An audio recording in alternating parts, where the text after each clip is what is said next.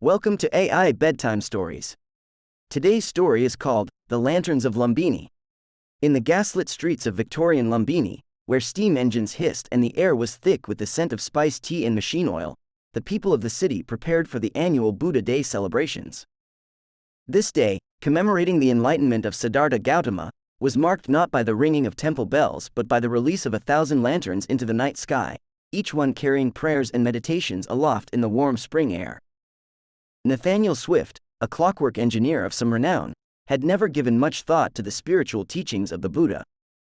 He was a man of gears and pistons, believing only in what he could touch and see. However, his perspective was destined to change with the arrival of Arya, a monk from the Far East who sought the engineer's help in crafting a special lantern. This lantern, Arya explained, was to carry a sacred relic of the Buddha himself, and it needed to be crafted with both precision and reverence. Intrigued by the challenge and the serene confidence of the monk, Nathaniel agreed to assist.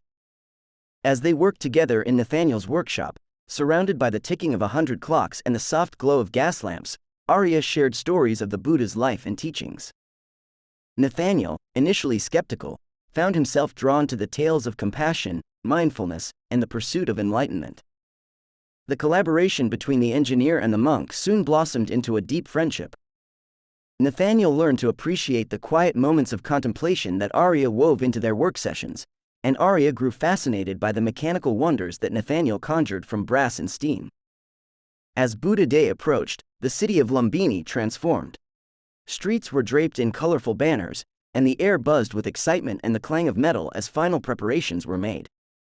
The lantern they had created was a marvel of engineering and artistry, adorned with intricate carvings that told the story of the Buddha's journey towards enlightenment and fitted with a mechanism that allowed it to open mid-flight, releasing the relic to ascend higher into the heavens.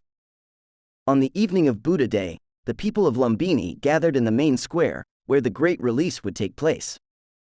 Nathaniel and Arya stood side by side as the ceremony commenced, monks chanting softly as one by one, the lanterns rose into the dark sky, their lights flickering like stars come to life. When it came time to release their lantern, Nathaniel felt a surge of emotion. He thought of the stories Arya had told, the lessons of peace and understanding, and realized that this project had awakened something within him, a sense of peace he had not known he was missing. As their lantern ascended, opening to release the relic which caught the moonlight and shimmered like a star, the crowd gasped in awe. The sight was more beautiful than Nathaniel had imagined, and he knew that this moment would be etched in his memory forever.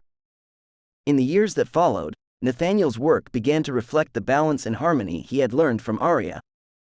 He became known not just as a master engineer but as a man who infused his creations with a spirit of tranquility and purpose. The Lanterns of Lumbini became a legend in the city, a story passed down through generations, not just about a lantern or a festival, but about the unexpected journey of a man who found enlightenment not through solitude and meditation, but through friendship and the intertwining of science and spirituality. It was a tale that captured the essence of Buddha Day, reminding all who heard it that enlightenment can find us, no matter what paths we walk or worlds we build.